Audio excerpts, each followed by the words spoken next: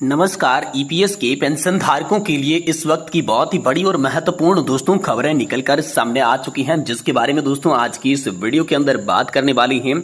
जी हां दोस्तों, ईपीएस 95 आंदोलन की सफलता के बाद केंद्रीय 4 मंत्री और ईपीएफओ के साथ उच्च स्तरीय बैठक। जी हां दोस्तों, अगर सरकार कार्रवाई नहीं करेगी तो दोस्तों जनता करेगी इसकी कार्रवाई। कमांडर अशोक रावत ने दोस्तों आप सभी के लिए बड़ा ऐलान जारी किया है।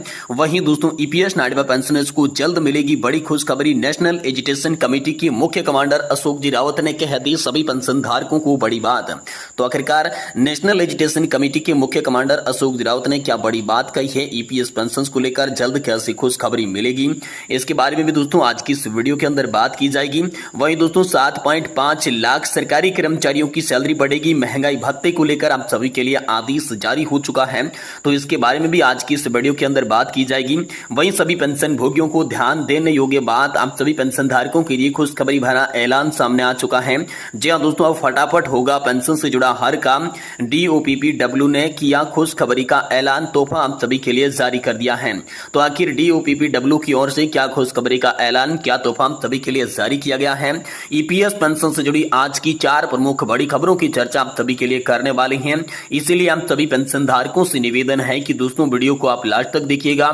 साथ ही अगर हमारे चैनल पर पहली बार विजिट कर रही हैं तो दोस्तों हमारे चैनल को भी सब्सक्राइब जरूर कर लीजिएगा। तो चलिए बिना किसी देरी के वीडियो के अंदर पेंशन धारकों से जुड़ी तमाम बड़ी खबरों की जानकारी को शुरू करते हैं। जी हां दोस्तों, पहली बड़ी खबर की बात करें तो ईपीएस 95 पेंशनर्स को जल्द मिलेगी खुशखबरी। कमांडर अशोक रावत ने आप सभी के लिए बड़ी बात कह दी है। जी हां दोस्तों, ईपीएस 95 न्यूनतम पेंशन को लेकर काफी पेंशनर सक्रिय है। न्यूनतम पेंशन 1000 रुपए को 7500 रुपए में परिवर्तित किया जाएगा, इसका इंतजार हो रहा है। इस बीच दोस्तों महाराष्ट्र में एक बड़ी खबर निकलकर सामने आई, जिसे सोशल मीडिया पर पोस्ट करते हुए लिखा कि पेंशन भोगी धारकों को जल्द ही खुशखबरी मिलेगी। कमांडर अशोक रावत ने शिरडी में आयोजित सभा में जोश भर दिया है। जी हां दोस्तों, शिरडी जिला अहमदनगर में ईपीएस 95 पेंशनर्स रैली का मार्गदर्शन करते हुए राष्ट्रीय संघर्ष समिति के अध्यक्ष, 4 मंत्री, श्रम सचिव, निधि अतिरिक्त आयुक्त, मुख्य आयुक्त के साथ बैठक के बारे में विस्तृत जानकारी दी। उन्होंने कहा कि जल्द से जल्द मांग को मंजूर करने का प्रयास किया जा रहा है। दिल्ली में इसीलिए हमने घोषणा की थी इसी महीने के अंत तक निश्चित रूप से अच्छी खबर मिलेगी। पेंशन बढ़ाने के लिए हमने हर तरह के प्रयास किए हैं। अब यह सरकार की जिम्मेदारी है कि कोई पीछे नहीं हटेगा, सभी को मिलकर काम करने की अपील की। दोस्तों मुख्य अतिथि के रूप में पूर्व सांसद भाऊ साहब वाजपेयी ने कहा कि मैं हमेशा आपके साथ हूं और भविष्य में आपकी मांगे मनवाने के लिए हर तरह से संभव यहाँ पर जो है प्रयास करने वाला हूं। पश्चिमी भारत में प्रस्तावित सभा संयोजक सुभाष राव पोखरकर ने दिल्ली में दोस्तों यहाँ पर आंदोलन की जानकारी दी। कमांडर अशोक जी रावत साहब के नेतृत्व में निश्चित ही इसकी सफलता मिलेगी। इस अवसर पर दोस्तों यहाँ पर बहुत सारे अन्य उपस्थिति भी रहे थे। वहीं दोस्तों हम सभी के लिए बात करें तो अगली बड़ी खबर की, ईपीएस 95 आंदोलन की सफलता के बाद केंद्रीय 4 मंत्री और ईपीएफओ के साथ उच्च स्तरीय बैठक हो चुकी है। इसको लेकर दोस्तों हम सभी के लिए बड़ी और इंपोर्टेंट खबर निकलकर सामने आ चुकी है। तो चलिए पूरी खबर को हम विस्तार से दे रहे हैं कि आखिरकार ईपीएस 95 पेंशन धारकों के लिए क्या बड़ी खबर निकल कर आ रही है। लेकिन दोस्तों आप इस वीडियो को लास्ट तक देखेंगे तो ही दोस्तों आपको पूरी जानकारी समझ में आएगी। तो इसीलिए निवेदन करते हैं कि दोस्तों वीडियो को आप लास्ट तक जरूर देखिएगा। दोस्तों कर्मचारी पेंशन योजना 1995 ईपीएस 95 के हजारों पेंशन भोगियों ने न्यूनतम मासिक पेंशन को बढ़ाकर 7500 रुपए प्लस डीए करने सहित अन्य मांगों को लेकर बीते 31 जुलाई 2024 को सफल आंदोलन किया। एनएससी के अध्यक्ष कमांडर अशोक रावत के अनुरूप में यहाँ पर तो है कोल्हापुर और हाटकोंगले के सांसद माननीय धैर्यशील माने की अपील पर महाराष्ट्र के विभिन्न दलों के सांसदों ने साथ में बैठक दोस्तों हम सभी के लिए बुलाई गई है। एनएससी की बैठक में कमांडर अशोक जी रावत ने ईपीएस 95 पेंशन भोगियों के मामले को प्रभावी ढंग से प्रस्तुत किया, जिसमें बताया गया कि वर्तमान पेंशन योजना सेवानिवृत्ति व्यक्ति और उसके परिवार की बुनियादी जरूरतों को पूरा करने के लिए पर्याप्त नहीं है।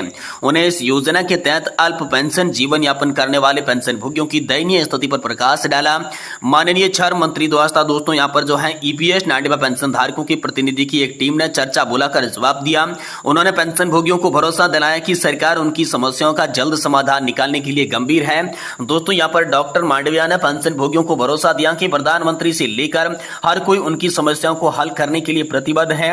श्रम मंत्री ने उनके इस आंदोलन को वापस लेने का आग्रह किया। जवाब में कमांडर अशोक रावत ने इस आंदोलन को एक निश्चित स्थिति तक आगे टालने की सहमति जताई। और तो क्योंकि दोस्तों 22 राज्यों के प्रतिनिधि इस आंदोलन में शामिल हो चुकी थी और अन्य अन्य प्रमुख उपस्थितियों की बात करें तो राष्ट्रीय महासचिव वीरेंद्र सिंह राजावत, राष्ट्रीय मुख्य समन्वयक रमाकांत नरगुड़ा और महाराष्ट्र के 11 संसद स्थिति यहाँ पर जो है शामिल उसमें हुए थे।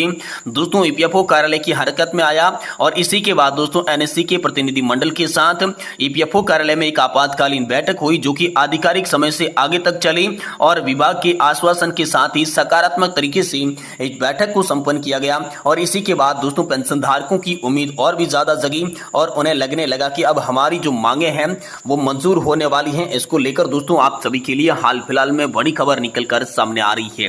वहीं दोस्तों अगली बड़ी खबर की बात करें तो आप सभी पेंशन धारकों के लिए ध्यान देने योग्य बात सामने आ रही है।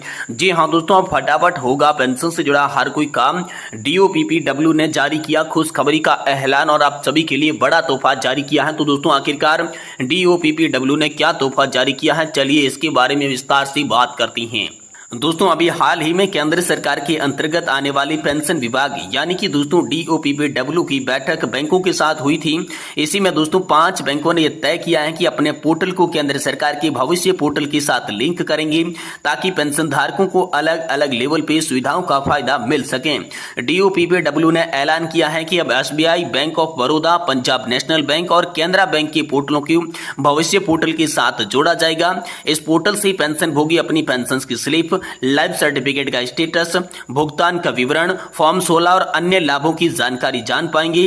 केंद्र सरकार ने हाल ही में बैंक ऑफ बड़ौदा की मदद से पेंशन भोगियों के लिए इंटीग्रेटेड पेंशन पोर्टल की शुरुआत की है। बैंक ऑफ इंडिया का पोर्टल 5 बैंकों की प्रोसेसिंग और पेंशन सर्विस को एक ही विंडो से जोड़ेगा। इस पोर्टल पर पेंशनर्स लाइफ सर्टिफिकेट का स्टेटस देख सकते हैं, मंथली पेंशन स्लिप चेक कर सकते हैं और फॉर्म नंबर 16 जो है उसे सबमिट कर सकते हैं। एक बयान में पेंशन और पेंशन भोगी कल्याण विभाग के सचिव यानी कि डीओपीपी के सचिव श्रीनिवास ने कहा कि पेंशन धारकों की पेंशन सर्विस को एक अलग से लेवल में पहुंचाने के लिए और अन्य कल्याण के लिए पोर्टल को लॉन्च किया गया है। यह कदम 5 बैंकों के प्रोसेसिंग और सर्विस को एक ही विंडो पर प्रोवाइड करवाएगा, जिससे पेंशन धारकों को अलग अलग लेवल का अनुभव होने वाला है। इस कदम से पेंशन धारकों को एक ही छत के नीचे कई सारी सुविधा मिलेगी। इस प्रकार से केंद्र सरकार के भविष्य पोर्टल के साथ state bank of India, bank of Baroda, Punjab national bank और केनरा बैंक के पोर्टल यहां पर जो है जुड़ने वाले हैं। ये पोर्टल मुख्य तौर पर प्रोसेसिंग और पेंशन सिस्टम की डिलीवरी के लिए यहां पर बनाया गया है। साथ ही इसका मुख्य उद्देश्य पेंशन से जुड़ी हुई सेवाओं को लेकर पारदर्शी तथा कुशलता लाना है। इस सिस्टम के द्वारा पेंशन भोगी अपनी पर्सनल जानकारी तथा सेवा विवरण की जानकारी भी प्राप्त कर सकती हैं। इस पोर्टल के द्वारा पेंशन भोगी पेंशन फॉर्म ऑनलाइन जमा कर पाएंगे। इसी के साथ ही उनके द्वारा पेंशन की मंजूरी पूरी जानकारी एसएमएस या फिर ईमेल के माध्यम से दोस्तों मिलती रहेगी। दोस्तों भविष्य पोर्टल केंद्र सरकार द्वारा चलाई जा रही एक महत्वाकांक्षी योजना है। इस पोर्टल के द्वारा पेंशन धारकों को कई तरह की सुविधा मिलती है। इस पोर्टल द्वारा खाते में शेष राशि की जानकारी मिलती है। पेंशन से जुड़े सभी दस्तावेज इस पोर्टल पर उपलब्ध रहते हैं। दोस्तों पेंशन भोगी एक ही बैंक और एक ही शाखा का चयन ऑनलाइन पेंशन खाता खोलने के लिए या अपने खाते को परिवर्तित करने के लिए कर सकता है। और इस पोर्टल की मुख्य विशेषता की बात करें तो मासिक पेंशन स्लिप, फॉर्म नंबर 16, जीवन प्रमाण पत्र की स्थिति भी इस पोर्टल के माध्यम से दोस्तों पेंशन धारक जो है वो जान सकती हैं। इसलिए भविष्य पोर्टल दोस्तों हम सभी पेंशन धारकों के लिए हाल फिलहाल में लॉन्च किया गया है। इसके बारे में केंद्र सरकार ने आप सभी के लिए बड़ी जानकारी दी है। वहीं दोस्तों अगली बड़ी खबर की बात करें तो 7.5 लाख सरकारी कर्मचारियों की सैलरी बढ़ेगी। महंगाई भत्ते को लेकर आप सभी के लिए आदेश जारी हो चुका है। मध्य प्रदेश की सरकारी कर्मचारियों को 4% महंगाई भत्ते का और साथ ही एरियर 3 किस्तों में मिलने वाला है, जिससे मासिक वेतन में 900 रुपए से 6,500 रुपए तक की वृद्धि होगी। केंद्र सरकार के कर्मचारियों को 50% भत्ता मिल रहा है, जबकि राज्य सरकार के कर्मचारियों की भत्ता कम था तो इसे बढ़ा दिया गया है। दोस्तों आप सभी के लिए यहां पर जो है 1 जुलाई 2023 से इसे लागू करने की बात कही गई थी। महंगाई भत्ते की 4% की राशि के रूप में एरियर का भुगतान भी दिया जाएगा और 2 माह की किस्त मिलने पर दोस्तों 1240 से लगाकर 16,000 रुपए तक का लाभ दोस्तों आप सभी को होने वाला है।